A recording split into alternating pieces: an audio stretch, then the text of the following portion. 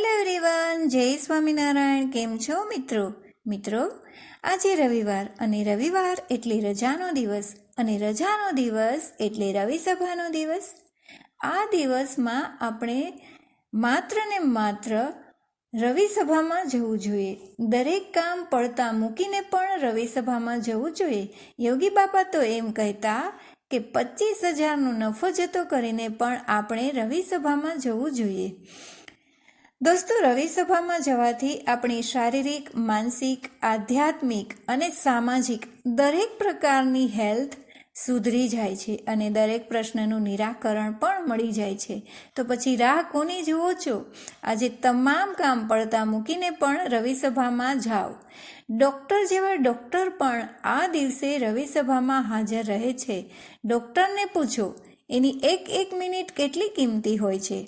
તો પછી આપણને તો આજે રજા જ મળી છે, તો આ રજાનો સદુપયોગ કરીએ અને આપણા દરેક પ્રશ્નનું નિરાકરણ લાવીએ.